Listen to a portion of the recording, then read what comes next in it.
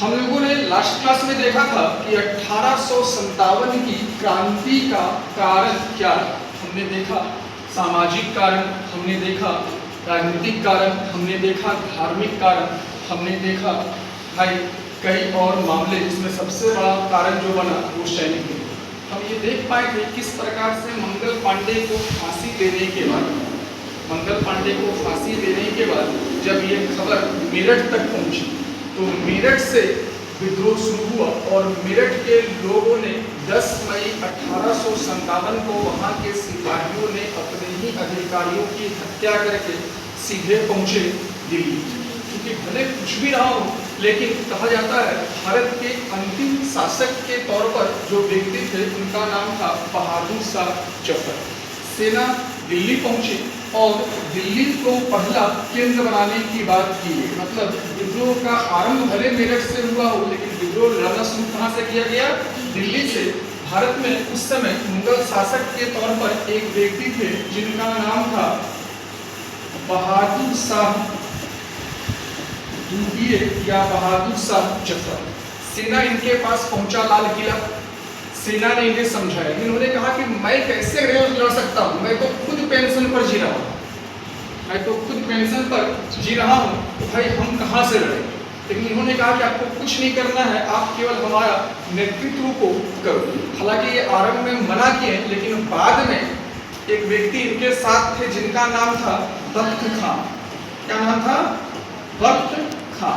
उन्होंने समझाया कि भाई सेना को लड़ने दो, अगर कोई जीत गया तो बढ़िया, और नहीं जीता तो भी हमको तो कोई नुकसान नहीं है। अगर जीत गया तो हमारी शान शौकत वापस मिल जाएगी। इसी सोच के साथ फाइनली बहादुर शाह जफर रेडी हो गए और उन्होंने खुद को शहंशाह-ए-हिंदुस्तान की उपाधि लेकर इस युद्ध का नेतृत्व करना शुरू किया। इसी क्रम में ब्रिटिश नायक जो थे उनका नाम था निक्सन और हडसन। दो व्यक्ति, निक्सन एवं हडसन नामक ब्रिटिश सेना नायक थे, जिनके अगेंस्ट में सेना विद्रोह कर रहा था। और ये स्टार्ट हुआ था 11 मई 1857 को ये विद्रोह जो है वो शुरू हुआ। विद्रोह आरंभ हुआ और विद्रोह को जिस रफ्तार से आरंभ हुआ उसी रफ्तार से दिल्ली के विद्रोह को दबाया भी गया। जिस रफ्तार से विद्रोह आरंभ हुआ उसी रफ्तार से दबाया भी गया। कहा जाता है इनके दोनों पुत्रों को लाल किला के सामने गोली मार दी गई। इनके दोनों पुत्रों को लाल किला के सामने गोली मार दी गई और बहादुर शाह द्वितीय को जो है वो रंगून निर्वासित कर दिया गया। तो उनको दरबार से निकाल के रंगून भेज दिया गया। दूसरा स्थान हम लोगों का है जिसका नाम है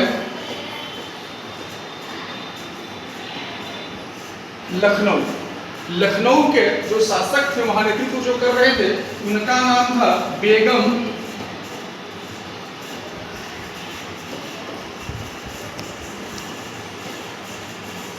हजरत महल। क्या नाम था?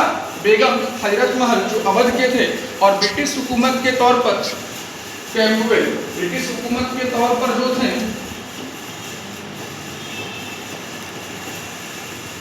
वो कैंपबेल जो थे वो लड़ाई लड़ना शुरू किए। लखनऊ में भी वही समस्या थी। तानाओं उनको लग रहा था कि भाई हर हाल में अपने अधिकार को अंग्रेजों से अपने अधिकार को ले ले। और जो तारीख तय किया गया था वो तारीख था दिसंबर 1857। एक्चुअली क्या था कि आरंभ जब हुआ तो आरंभ में तो लोगों को समझ में आया नहीं, लेकिन जैसे ही ये स्टार्ट हुआ तो भाई पूरी तरीके से ये अपना डेट मत याद रखो, ये भी याद रखो पहले 1857 के दिन ये आरंभ हुआ। तीसरा हम लोगों का था जो लखनऊ से कुछ दूरी पर ही है, जिसका नाम था, जगह का नाम है कानपुर। क्योंकि जैसे ही लखनऊ में विद्रोह आरंभ हुआ तुरंत जो है कानपुर में नाना साहब और तात्या टोपे, याद रखिएगा, कानपुर में नाना साहेब और तात्या टोपे के नेतृत्व में विद्रोह आरंभ हो गया। यहाँ पे लखनऊ में कैंपबेल ने जैसे ही युद्ध को विराम दिया तुरंत उनको यहाँ पर फिर भेज दिया गया। मतलब यहाँ पे भी जो आएंगे ब्रिटिश नायक कौन आएगा? कैंपबेल आएगा। और ये भी सन 1857, ये भी 1857। इस युद्ध में नाना साहब जो है जब हार रहे थे तो ये सीधे वहां से नेपाल भाग गए। वो नेपाल भाग गए। इसके बाद अगला हम लोगों का जो है वो है झांसी। हम जानते हैं खूब लड़ी मर्दानी वो तो झांसी वाली रानी थी, मतलब महारानी लक्ष्मीबाई। महारानी लक्ष्मीबाई एक्चुअली गंगाधर राव की पत्नी महारानी लक्ष्मीबाई के दत्तक पुत्र को मान्यता जो है नहीं दिया जा रहा है। वो इस युद्ध के दौरान भी भारत के उस समय के तत्कालीन वाइसराय जो थे उनका नाम था कैनिंग। क्या नाम था? कैनिंग। उन्होंने सबसे संपर्क किया, अगर आप मेरे दत्तक पुत्र को मान्यता दोगे तो आप झांसी से निश्चित रहो। लेकिन अंग्रेजों ने ध्यान नहीं दिया और फाइनली रानी लक्ष्मीबाई अगर एक माँ थी तो वो मनु भी थी।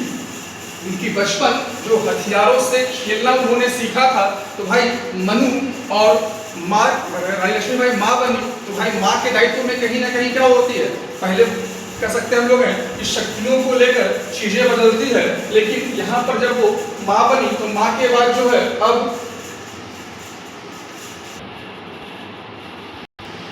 हम लोग बात कर रहे थे झांसी में रानी लक्ष्मीबाई। रानी लक्ष्मीबाई जो है उन्होंने नेतृत्व करना शुरू किया अंततः, ठीक है। और इनके साथ जो लड़ा उनका नाम था ह्यूरोज।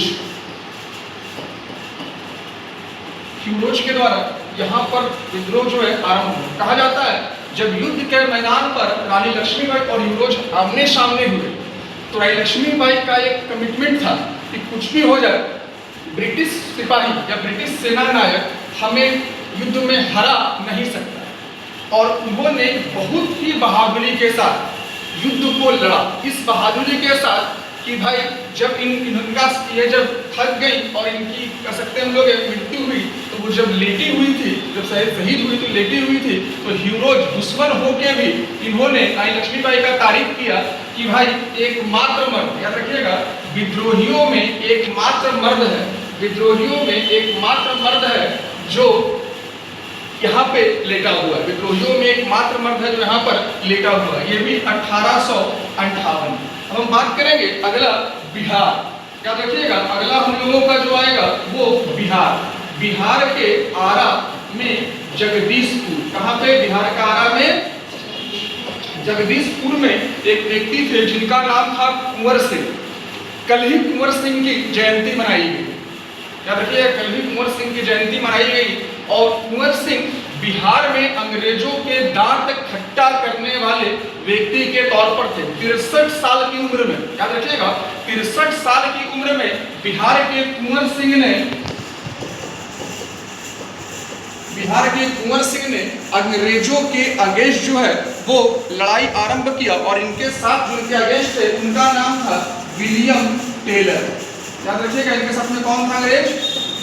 William Taylor. समझ लो कि 63 साल की उम्र में उन्होंने वो कर दिखाया कि भाई बिहार में अंग्रेजों को झुकना पड़ा। जब इनके बाद जो है इनके पुत्र आगे बढ़े जिनका नाम था अमर सिंह। याद रखिए कुंवर सिंह के बाद बिहार में नेतृत्व करना शुरू किए कौन? अमर सिंह। ये भी 1858 में ही ये आरंभ हुआ। इसी तरीके से भारत के लगभग हर हिस्से में, उड़ीसा का क्षेत्र हो या फिर संभलपुर का क्षेत्र हो, मथुरा का क्षेत्र हो, इन तमाम क्षेत्रों में भी 1857 की क्रांति लड़ी गई। लेकिन इनके परिणाम की बात करें तो परिणाम को लेकर ये कहा जाता है कि भाई हम इसमें पूर्ण रूप से सफल नहीं हुए। सफल तो हम हुए लेकिन पूर्ण रूप से सफलता हमें इसलिए मिली क्योंकि हमने कभी कहा था कि भाई पहला ये मौका था जब हमने अंग्रेजों के खिलाफ लड़ाई लड़ी और हम ये देख पाए कि हम लड़ सकते हैं, हम जीत सकते हैं। ड्यू टू मंगल पांडे ने ये सिखा दिया कि अंग्रेजों के विरुद्ध हम लड़ सकते हैं। ये स्वतंत्रता संग्राम के तौर पर कई इतिहासकारों में अलग अलग मतभेद है कि स्वतंत्रता संग्राम नहीं है। उनका थॉट इसलिए कहा जाता है कि सब लोग अपने अपने क्षेत्र के लिए लड़ा, जितने भी लोग क्या करें अपने अपने क्षेत्र के लिए। लेकिन जो भी हो हम ये कह सकते हैं कि कई इतिहासकारों के द्वारा ये कहा गया कि भारत का प्रथम स्वतंत्रता संग्राम के तौर पर 1857 की क्रांति को हम लोग जानते हैं। एक बड़े पैमाने पर, याद रखिएगा एक बड़े पैमाने पर ये विद्रोह जो है अंग्रेजों के खिलाफ रहा, जिसके बाद अंग्रेजों को ये सोचने पर मजबूर कर दिया कि भाई ऐसा क्या हुआ कि 100 साल के बाद, हम जानते हैं 1757 में कौन सा युद्ध था बाबू? पलासी का युद्ध। बैटल ऑफ पलासी जो था वो 1757 में था। इसके बाद सीधे 100 साल के के बाद इतना बड़ा युद्ध क्यों हुआ? कहीं ना कहीं अंग्रेजों को ये एहसास हुआ कि शायद हम में कमी थी, और इसके बाद उन्होंने कई बदलाव को लाने का प्रयास किया, और इसी का परिणाम निकला कि हम एक मंच को तैयार किए कि एक मंच में अगर एक साथ होकर हम लोग अंग्रेजों से लड़े तो फिर हम लोगों को दिक्कत नहीं होगा। ठीक है, धन्यवाद।